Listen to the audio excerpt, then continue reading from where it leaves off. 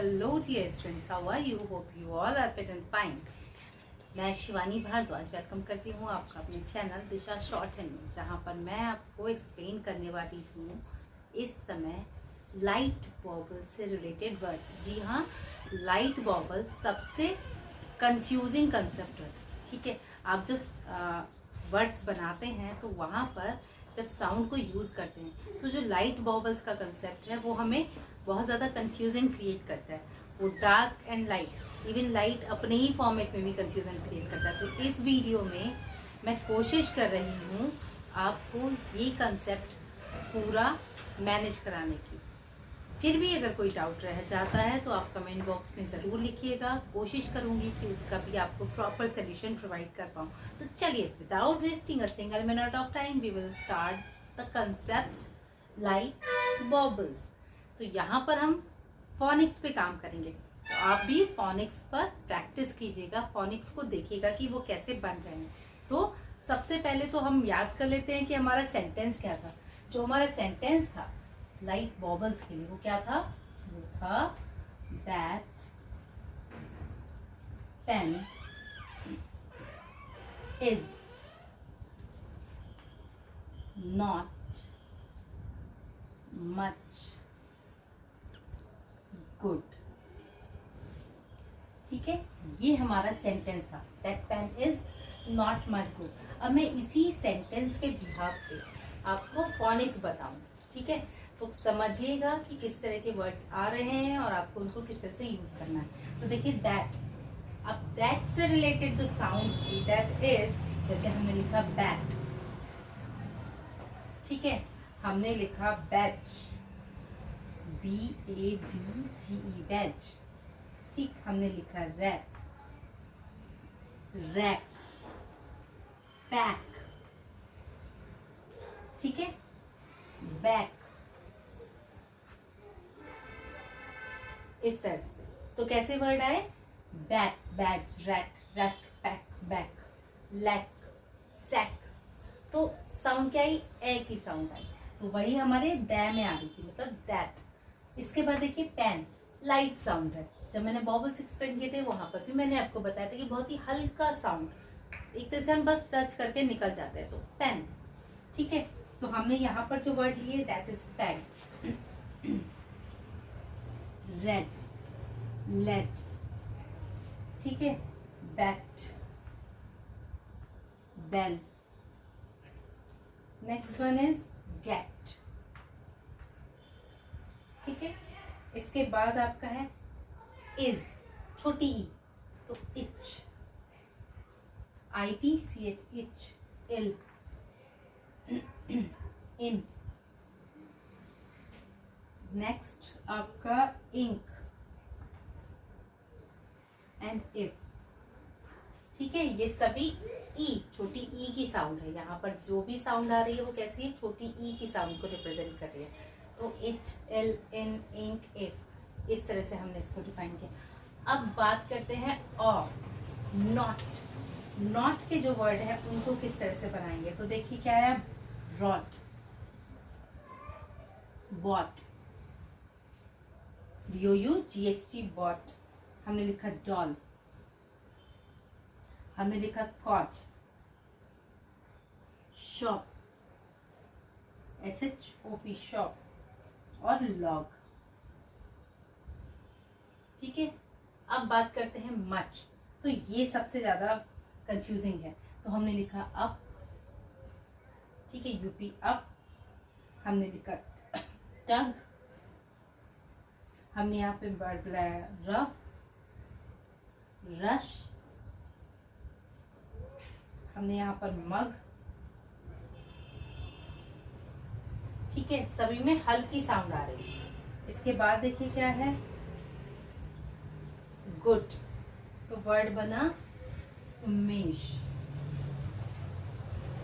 उमा, उदित। ठीक है, सभी में छोटा हुआ आ रहा है। ठीक है, नाम लिए हैं, जल्दी हम लिंक कर जाते हैं। उर्दू, ठीक है, और उपल। ठीक, इस तरह से हमने इनको डिफाइन किया। अब इनसे रिलेटेड हमें बनाने हैं वर्ड, तो हमने लिखा बैट, ठीक है, बैट हो गया, बैच, डी आएगा, डार्क, हमारा बी भी डार्क है और डी भी डार्क है, तो हमने लिखा बैच। बेसिकली साउंड क्या है, जे की, rat, rack, pack, back, A sound आया। अब आया पैग, तो हमने लिखा peg, red, led, bet, bell, cat. फिर इच, ITCH, बेसिकली साउंड क्या है, चे, itch, ill, in, ink, INK, तो यहाँ पर इंक। इफ जब बनाया तो F से पहले आ रहा है ना, इफ। फिर अब ये आपके डैश के आ गए, तो rod, what, doll, cot, shop, log. Up second place पे आ जाएगा, tuck, rub, rush, mug. After that Umesh, तो मेश, MSH लिखा हमने, ये MSH, और उमेश, उ हमने यहाँ पर ऊ बनाया और शब्द बनाया माँ, उमा, ठीक है। थर्ड प्लेस पे साउंड को रिप्रेजेंट कर दिया और आपका फर्स्ट प्लेस पे साउंड आ गई माँ, उदित, ऊ, ठीक है, ये आ गई आपका ऊ, थर्ड प्लेस पे आ गया। और ये इंटरवेनिंग है, यहाँ लगेगा, ये आपको आगे एक्सप्लेन करूंगी। इसके बाद वर्ड है उर्दू, उर्दू, उपल, तो PL, उपल, ठीक। इस तरह से हमने क्या किए कि लाइट साउंड वर्ड को डिफाइन किया। अब आपकी प्रैक्टिस का कंसेप्ट क्या रहना चाहिए, आप किस तरह से प्रैक्टिस करेंगे। तो देखिए, सबसे ज्यादा जो कंफ्यूजिंग वर्ड होता है दैट इज मच वाला, मच की साउंड होती है और गुड की साउंड होती है, ठीक है। ये साउंड सबसे ज्यादा कंफ्यूजिंग होती है। तो यहाँ पर जो मैंने वर्ड्स दिए हैं आपको, बिहाफ ऑफ दीज वर्ड्स आप जो प्रैक्टिस करेंगे तो आपका कंफ्यूजन भी क्लियर होगा और आपका कंसेप्ट भी क्लियर होगा। तो कोशिश कीजिए कि इन वर्ड्स के अकॉर्डिंग आप शॉर्ट हैंड के और अपने अकॉर्डिंग वर्ड्स को डिफाइन कर पाए। जब आप खुद से वर्ड्स को डिफाइन करेंगे तो आपका प्लस पॉइंट आपका ये होगा कि आपके जितने भी वर्ड हैं आपको उनकी फॉनिक्स समझ में आएगी। एक बार फॉनिक्स का कंसेप्ट माइंड में सेट हो जाता है तो उसका प्लस पॉइंट ये होगा कि आप किसी भी तरह के वर्ड को सुनते ही उसको शॉर्ट हैंड में रिप्रेजेंट कर देंगे। देखिए, सबसे इंपॉर्टेंट क्या होता है, फॉनिक्स को समझना। कोई भी साउंड जो आप सुन रहे हैं उस साउंड के अकॉर्डिंग आप वर्ड को रिप्रेजेंट करें, ये सबसे इंपॉर्टेंट कंसेप्ट है।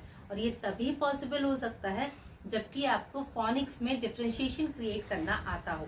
तो जरूरी है डिफरेंशिएशन क्रिएट कीजिए और जो वर्ड्स आते हैं ना उनको प्रोनाउंशिएट कीजिए। जब आप इन वर्ड्स को कंटिन्यू प्रोनाउंशिएट करेंगे ना, एक दो बार उसको रिपीट करेंगे, तो आपको भी ये जो एक तरह से डिफरेंस है ना वो क्लियर हो जाएगा कि वहां पर किस तरह से आपको वर्ड्स को यूज करना है।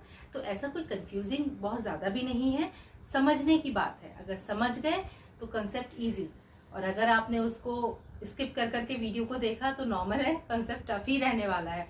ऑलरेडी स्टेप बाय स्टेप एक ही कंसेप्ट आपको क्लियर करती हुई जा रही हूँ, ताकि कहीं पर भी आपको डाउट ना हो। आपके माइंड में क्वेश्चन अगर आता है तो फ्रिक्वेंटली कमेंट कीजिए, पूछिए उस टॉपिक से रिलेटेड, उससे रिलेटेड जो भी डाउट आपके माइंड में आता है, ताकि आप अच्छे से शॉर्ट हैंड सीख पाए। मेरा मोटिव यही है कि मैं आपको 100% सिखा पाऊँ, ताकि आप अपने गोल के लिए, अपने टारगेट के लिए प्रिपेयर हो पाए। तो होपफुली ये वीडियो आपके उस टारगेट तक पहुंचाने के लिए हेल्पफुल रहा होगा। अगर ये वीडियो आपको आपके टारगेट तक पहुंचाने के लिए हेल्पफुल रहता है तो please like, share and subscribe करना बिल्कुल मत भूलिएगा। नोटिफिकेशन बेल भी दबा ही दीजिएगा ताकि हर वीडियो का रिसेंट नोटिफिकेशन आप तक सबसे पहले पहुंचे।